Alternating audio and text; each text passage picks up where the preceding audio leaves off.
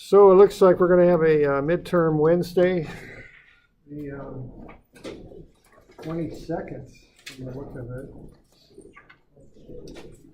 Okay, so that'll be midterm 2.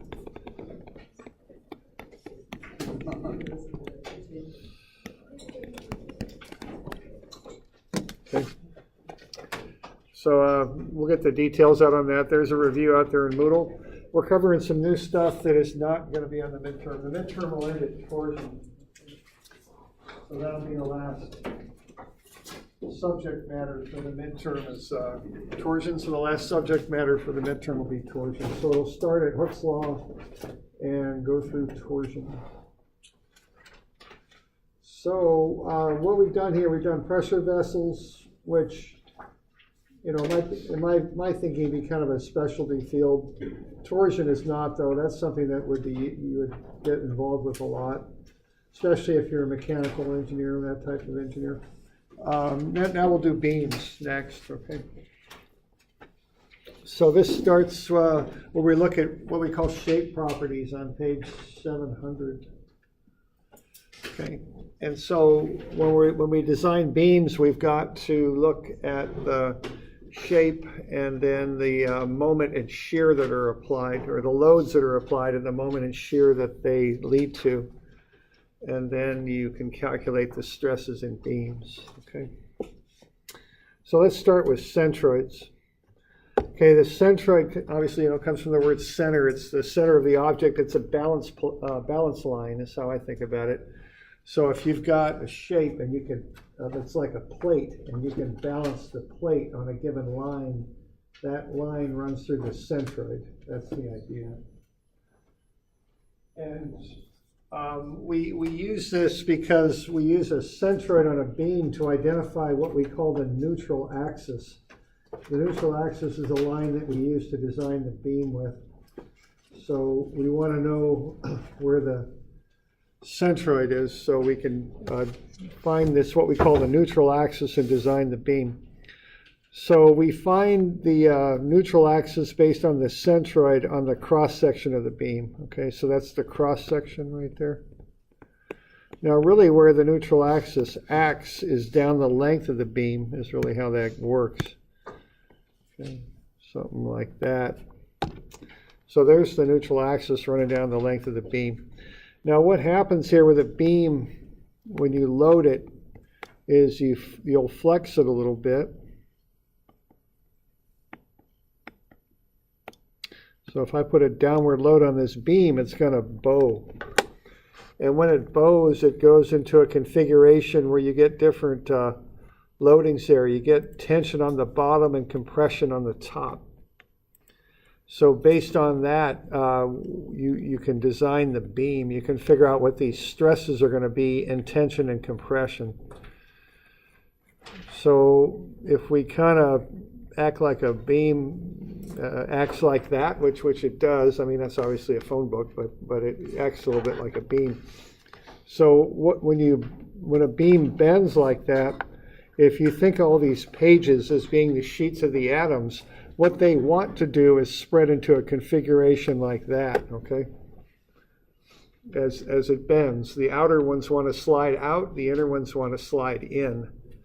Now what actually happens though is what you're seeing over here on the left is the beam, because those sheets of atoms are bonded together by their chemical bonds, it holds its right angle shape. So you can imagine if it held the right angle shape on this side, where these pages are all kind of free to bend, what would happen is you'd have to push those ones in and pull these others out, okay? That's what would happen if it held its right angle shape. Okay. So above the neutral axis, the beam wants to push out, and below it wants to pull in. So if our neutral axis is right here, kind of just a little bit below where the white and yellow pages run together, what we're going to have on the top is compression, because that part of the beam is pushed in, and on the bottom we have tension. Okay. So the neutral axis is kind of the boundary between these two things. So it's a line that we want to identify on a beam. Now, even though we consider it how it acts on the length of the beam, we find it on the cross section of the beam. Okay. So when we're doing a design of a beam, one of the first steps is to figure out where this neutral axis is at. And you find it simply by finding the centroid of the cross section. Okay. That's about it.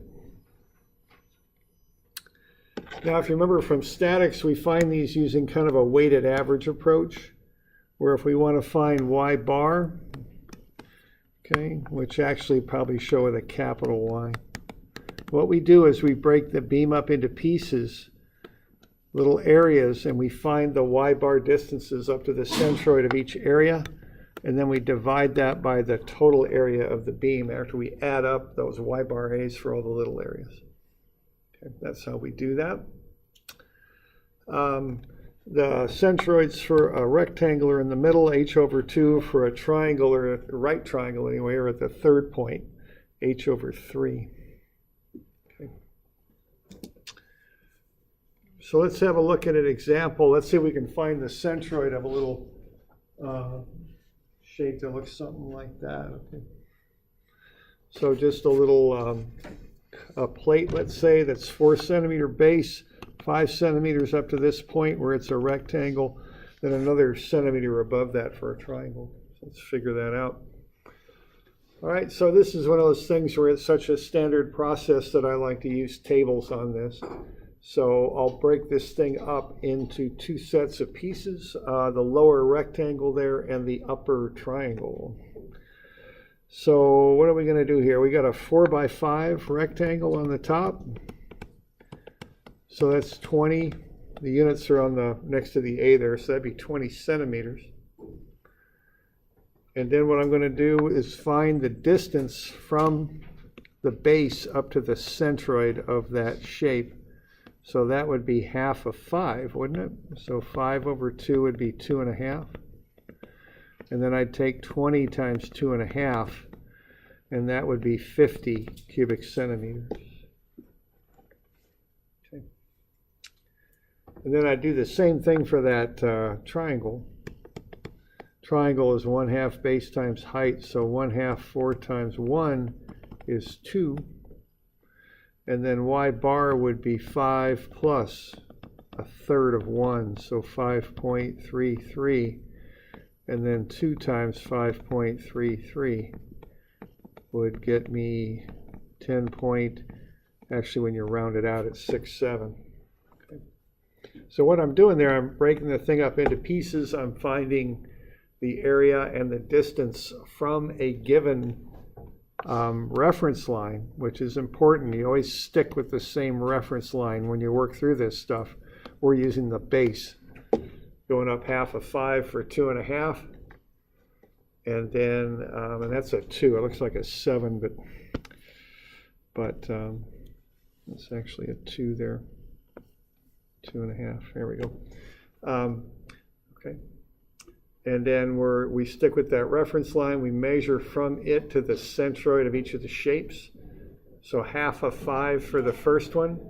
And then what we're going to do, we're going to take 5 to get to the base of the triangle from our reference line. Then 1/3, which, because it's a right triangle, 1/3 of the height is the centroid. More. So 5 plus 1/3 is 5.33. Okay. Then once we got those, we just multiply the area times the y bar and get the y bar A. Area times y bar gets you y bar A. Like that. And then you just add up the 2 columns. So 22 here and 60.67 there. And then you take the y bar A in cubic centimeters and divide it by A in centimeters squared, and you'll get the centroid, 2.76. Okay.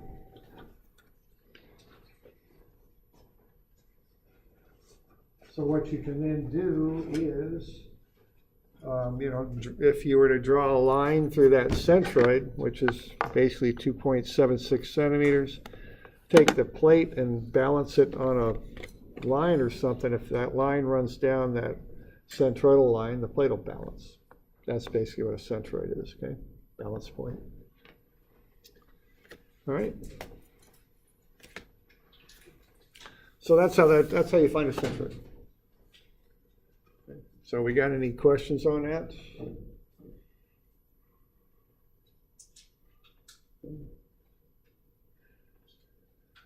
Well, we can do them with addition, like what I just did there, or you can do them by subtraction. Why don't you do the one by subtraction? So why don't you use this method? You ought to come up with the same answer. You might have some different numbers getting there, but you should get the same answer. So why don't you just figure out where the centroid of it is using subtraction? So we'll start with the overall rectangle, which is 5 by 6.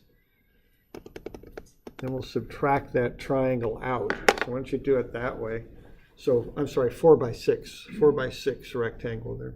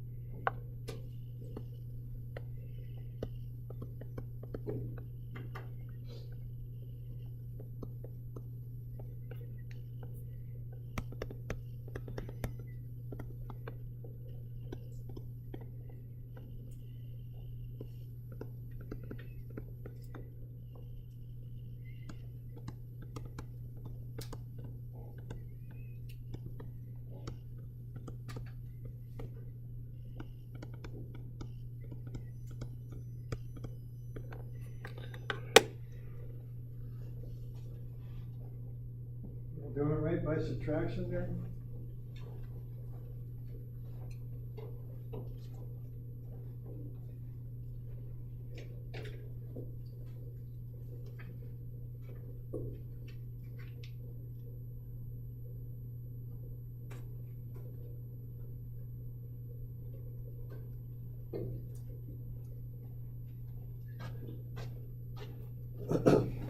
So sometimes you know it's more convenient to do them by subtraction. If you got cutouts from a standard shape, you could pretty much have to do it that way. So the total area there would be 4 by 6 would be 24. Then you'd cut out that top triangle, which is 1/2 4 by 1, so that's -2. So the cutouts are negative. So the total area, just as it is above, is 22. The centroid to the full rectangle there that's 6 high would be half of 6. It'd be 3.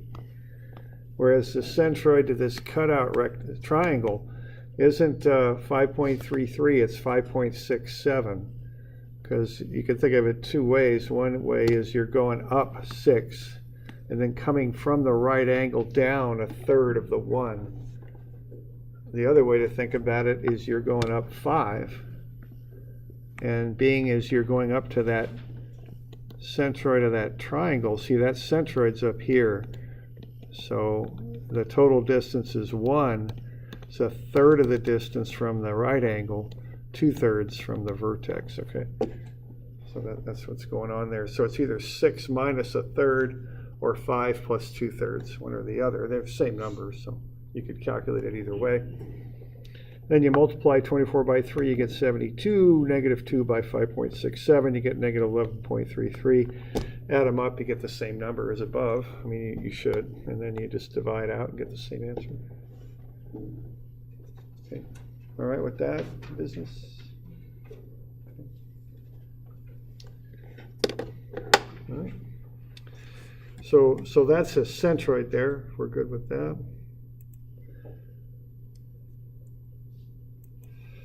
All right. Now that type of shape property, you could just look at it and kind of see it. You know, it's pretty concrete. It's something you could just have a pretty good feel for what it is. It's a dot on that shape. It shows where the balance point of the shape is. Okay. So that one's pretty, pretty standard kind of thing. All right. Now the moment of inertia is more abstract. It's the next shape property we'll do, and this one's a little bit trickier. I think abstract might be the word for this. So there's a very typical beam shape. Let's look at moment of inertia. Why don't we start with something called a floor joist, which is the beams under the floor of your house that support the flooring. All right. Now here's that bending in a beam that I was just showing you there. And a lot of times in engineering applications, we want to minimize that. We don't want stuff to bend a lot. That creates a lot of deflection, which can cause problems. And it creates a lot of stress when you get a lot of bending, which you don't like that either. So quite often we want to minimize that bending. Now, why don't we ask you some kind of obvious questions here about floor joists and beams and bending. I'm on page 710 is where I'm at. I mean, if you look at the two configurations here, which one would have the least bending? I mean,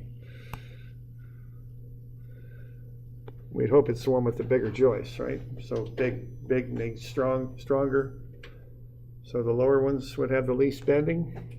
But it's more than just the area. It's more than just the size. It also depends on how you configure the size. There's two sets of joists that have the same size.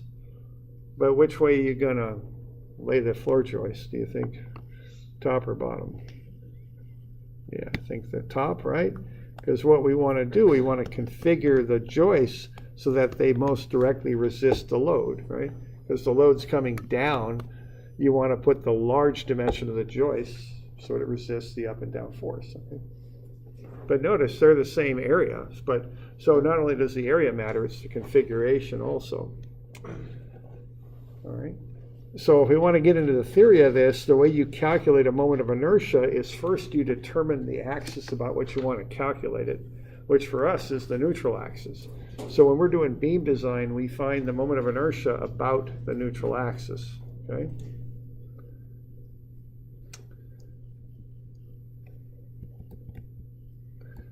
All right, and then what we do is we break the shape up into a bunch of areas, and we find the distance from the neutral axis to the area.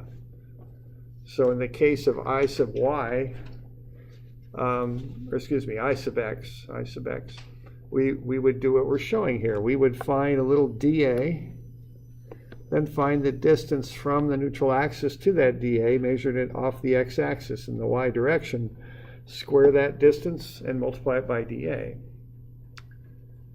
And then we'd add all those all that stuff together, all the y squared dAs for all the possible dAs in here, we'd add them up and get a total. And so if we got a functional kind of thing, we'd have to use an integral there to add them up.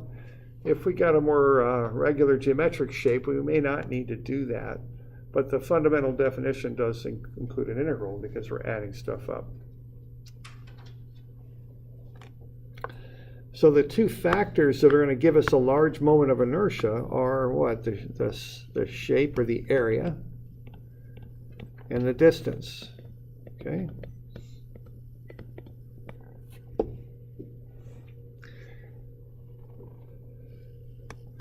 Now the units of moment of inertia are kind of funny. They're inches to the 4 in the imperial system, or centimeters or millimeters to the 4, or meters to the 4 in the metric system. So the units are kind of funny. And it's a little bit of an abstract property. You can't just point at something and say that's a moment of inertia. You can point at a point on a beam and say that's a centroid. You can do that, but you can't do it for moment of inertia. It's more abstract. Okay.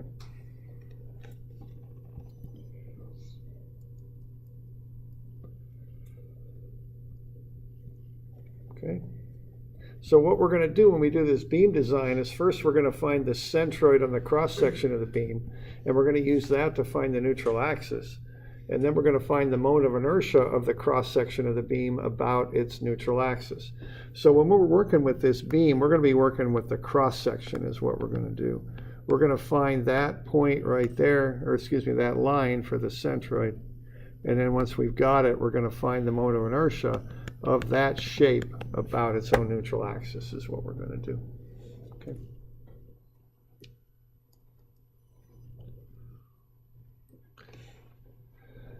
Now, when we're doing engineering kind of stuff here, you know, we of course we want stuff to stand, and we use, you know, the theory and the science and all that to make sure it happens. But we also get concerned about cost. Okay. We want to get the biggest moment of inertia we can get for the smallest amount of material, okay? Because material does two things that as engineers we don't like. It increases the weight of a beam, which increases the load, which makes it that we have to use a bigger beam to support itself. Okay, that's not good. And the other thing is more material means more cost also. So we don't want either of those things. We want things that are light and cheap, not heavy and costly, okay? So what kind of shapes do we get into so we can have a high moment of inertia while using a small amount of material? Okay, what do we want to do here? Yeah, it's I-beams, okay? Let's have a look here. What we're going to do is we break the thing up into a bunch of areas and multiply each area by y squared, which is the distance from the centroid to the area you're looking at. What that tells me is if I want to make an efficient beam, I don't want that to be big, okay? What I want to do, I want to maximize y, because if I can maximize y, you square that, and I can get a lot of moment of inertia out of that. So what you're doing with an I-beam is you're taking the area and you're moving it out away from the neutral axis. You're making y big. You're putting your available material out away from the axis. That's the idea. And that's the most efficient way to use the material. Okay. So here are some standard I-beams that are used, okay? Standard beams, I guess I should say, for starters. Those are I-beams is what they are. They're on page 712. Okay? There's 4 common types of I-beams, but they're all based on the same thing. If I got a neutral axis here, I want to get that material out away from the axis. I want to maximize y because it gets me a cheaper, higher moment of inertia. Okay? Now, T's and channels are both half of an I-beam, so they're kind of based on the same principle. When you make columns, they can pop out and bend any different directions, so we tend to go with symmetrical type shapes for columns. Sometimes it depends again, but pipes are very common, and tubes, because you get the material out away from the internal axis of bending, which runs the length of the column. Okay, and a nice little trick there is to take a pipe and fill it with concrete. That'll stiffen it up. So you can get some material in there that stiffens up the column and makes it stronger, kind of cheaply by pouring concrete in a pipe or a tube. Okay. Now, back in the old days, you know, turn of the century, 1900s, 1910s, maybe 1920s, they were using American Standard beams, which look like that. Okay, they're kind of narrow and they've got curved flanges on them. Now this is called the web in here, and that's called the flange. I think I've got that on a sketch down below on page 712. Okay, narrow flanges. Okay, now they're plenty good for resisting this type of load, but this type of beam has evolved. We don't use these so much anymore. We use wide flange now. Okay, now wide flange, of course, will take a downward load quite well, but they'll also take a lateral load pretty well because they've got those longer flanges that will resist that type of loading. If you're designing structures in Oregon, you worried about sideways loads very much?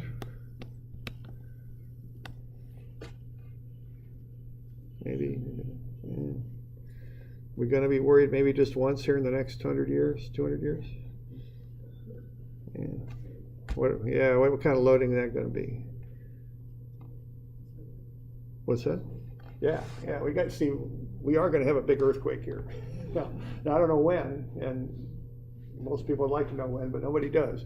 And it is going to happen here next 200, 300, 400 years. Okay, now who knows when?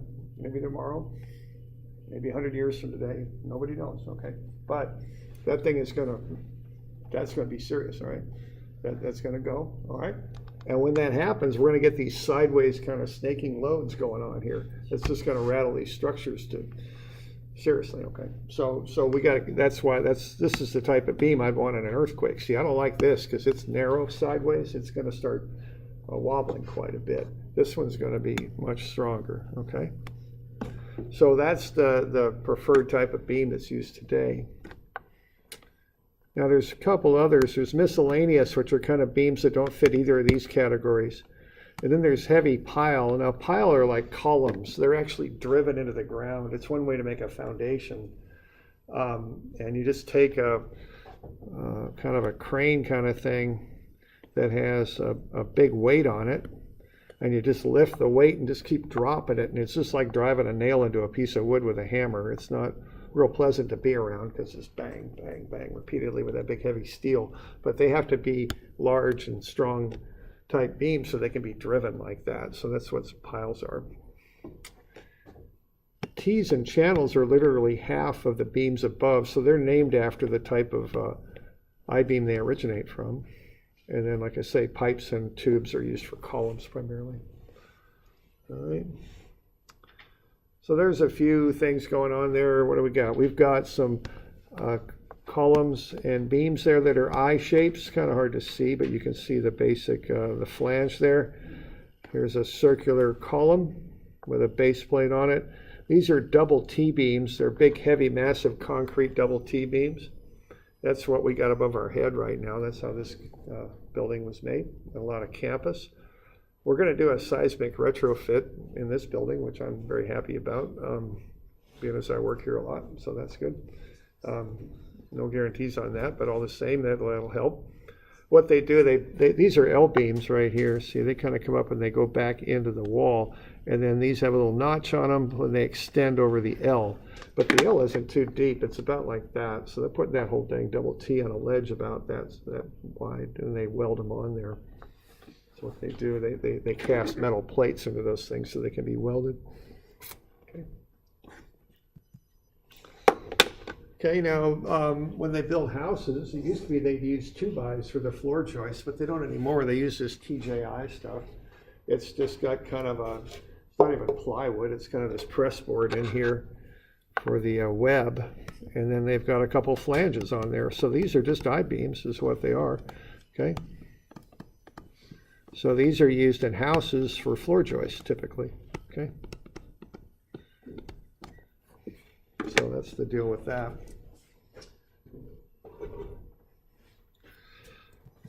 All right. All right, now they're very common, these I-beams. Standard I call-out is shape, which is designated with a letter, times the nominal depth, or by, I shouldn't say times, it's by the nominal depth, and then by the weight per foot. So you call these out like a W for a wide flange. 36 means about 36 inches deep. They'll group all the about 36-inch beams together and call those W36s, okay? So that's kind of a nominal depth. It's not exact, but they're around 36 inches. And then the weight per foot is of great interest to the people who are designing the structure because the weight is the load there, okay? So that would be called out as a W36 by 300. So it would weigh 300 pounds per foot. Okay. So that's how you call these things out. All right. Now why don't we calculate one or two of these? Let's say we've got a rectangle there. Let's start with the basic definition on page 720. Let's find the moment of inertia of this rectangle. So that's going to be y squared dA. Now what we're going to do, let's calculate this about its own centroid. So what we're going to do is we are going to identify areas in this rectangle. They're going to have a very thin height, which we'll call dy, and then they'll have a width of b. So the area of each of these rectangles will be b times dy. And then what we're going to do is write a little bit of a computer program that'll measure down a distance y to the middle of one of those, square the y, and multiply it by the area, okay? And we're going to run this program in a loop. If you've done looping and programming, you might know what I mean. We're going to start at minus half the height, and we're going to end at a positive half the height. Okay. So that's what we would do to calculate that. And so that'll just lead us to a bit of integration here. So the integral of y squared dA. dA is b dy. So that'll be y squared dy. You can take the b out because it's a constant. We'll start that at negative h over 2 and end it at h over 2. Okay. Integral of y squared is y cubed over 3. Plug in the limits. You're going to get b over 3. Those are all constants, so they're outside of the integral sign. H over 2 cubed is h cubed over 8 minus negative h cubed over 8. Run all that, you get b over 3 times 2h cubed over 8.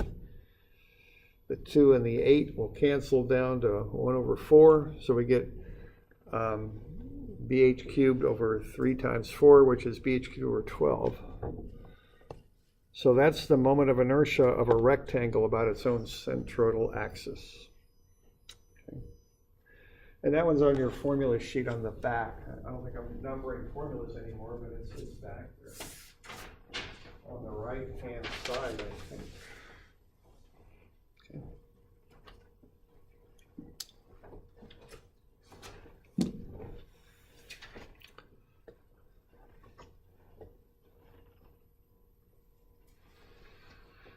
All right, so that's how you find the moment of inertia of a rectangle about its own base. No, I'm sorry, about its own neutral axis. Now, if you want to find the moment of inertia of a rectangle about its own base, it'll be the same integral, just different limits. See, here we're doing about the neutral axis here, the center, so we start at negative h over 2 and go up to positive h over 2. But you'll see that the limits make a big difference on the integral. Okay, so if we want to find the area, the moment of inertia of a rectangle about its own base, instead of negative h over 2 and positive h over 2, now we start at 0 and go up to h. So it's the same integral, y cubed over 3, but instead of plugging in negative h over 2 and positive h over 2, we just plug in 0 and h for the limits. So we get bh cubed over 3. So that's 4 times as big as the other one, the bh cubed over 12. Okay, so the location of the axis about which you find these moments of inertia is really important. It makes a big difference on this stuff. So here it's BH cubed over 12.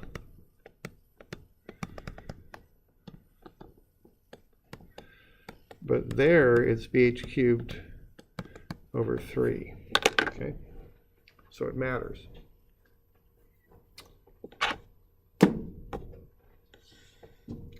Yeah. Then what's the situation with this one that's BH cubed over 36? That's a triangle. Okay. Is that on the formula sheet you're looking at? Oh, I see. They're lined up. Yeah, right. Yeah. Okay. So yeah, triangle, a moment of inertia about the centroid of a right triangle is BH cubed over 36. Okay.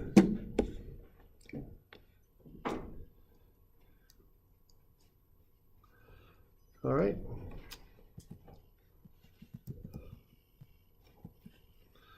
All right, so, and I've got circles and quarter circles, and they're on your formula sheet there, so they're all available there.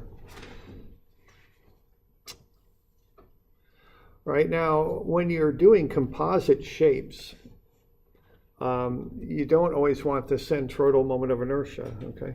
So we have all the centroidal moments of inertia on the back of your formula sheet, but you don't always use them. Sometimes if you've got a composite shape, you might need to know the moment of inertia of a shape about an axis other than its centroid.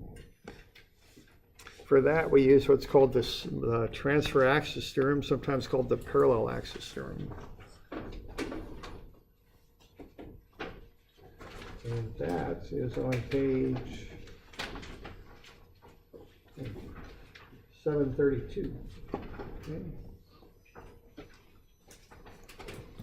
So to find a moment of inertia of a shape about an axis other than its centroidal axis, what you do is you take I bar x, which is the moment of inertia about its own centroidal axis, and then you add in a second term, which is the area of the shape times the offset distance between the two axes squared.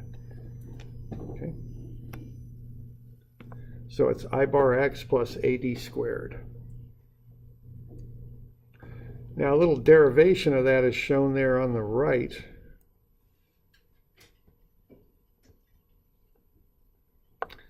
Okay, so the moment of inertia of a shape about its own centroid would be the integral of y squared dA. If I set a second axis here, not through the centroid, and a distance d away from the first axis, and they're parallel axes, what would happen if I want to find that moment of inertia is for every y now, I take a y plus d quantity squared. Okay.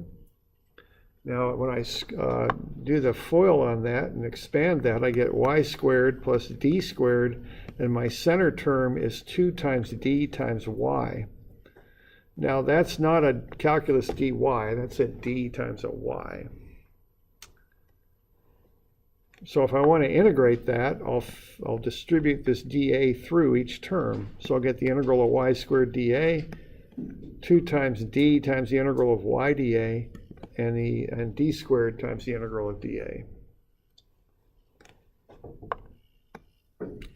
Okay, y squared dA, what that is just I bar x. That's all that is. It's the same thing as I found for I bar x. The integral of d squared dA is AD squared. And this middle term has a factor of y dA on it. Well, for every positive y dA, I've got, if I'm going through that centroidal axis, I've got a negative y dA that'll cancel it out. So that middle term zeroes out. So that's how I get the transfer axis term there. Okay.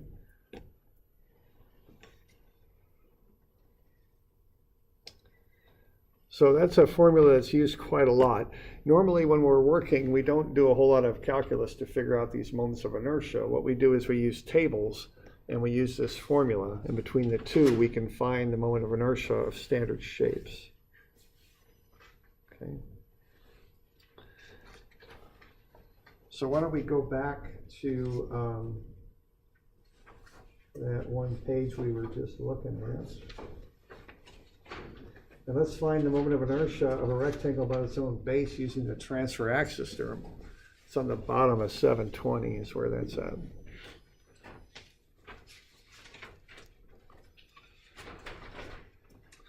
So the formula that we'll use will be I sub x equals I bar sub x plus AD squared. Okay. So what I've got for I bar x for a rectangle is BH cubed over 12. Then I'll add in the area times the distance squared to that to get the moment of inertia of a rectangle about its own base. Well, what A is BH, the base times the height. And what the distance is half the height, because I've moved that axis down from the centroid down to the base, and that's a distance of h over 2. So I'll take BH times h over 2 squared, so that's BH cubed, 2 squared is 4. So the moment of inertia of a rectangle about its own base is BH cubed over 12 plus BH cubed over 4. Well, I got to do a little bit of that fraction stuff to get that all figured out, don't I? So BH cubed over 4 is 3 BH cubed over 12. And I'll add that to my original BH cubed over 12, and I'll get 4 BH cubed over 12. And then remember this stuff, LCD, least common denominator. I think 12 is 4 times 3, right? So the 4 is canceled, so I get BH cubed over 3. So I found that moment of inertia of a rectangle about its own base twice now, and both times I got the same answer. It's BH cubed over 3.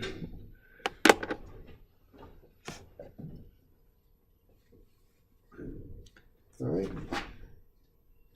So we got any questions on that stuff? Okay, we'll find some moments of inertia probably Wednesday, because tomorrow we'll go over some of that homework that's coming due. And then we'll get more into beam design. We got a midterm coming up on Wednesday now, it turns out, so that's coming up, okay?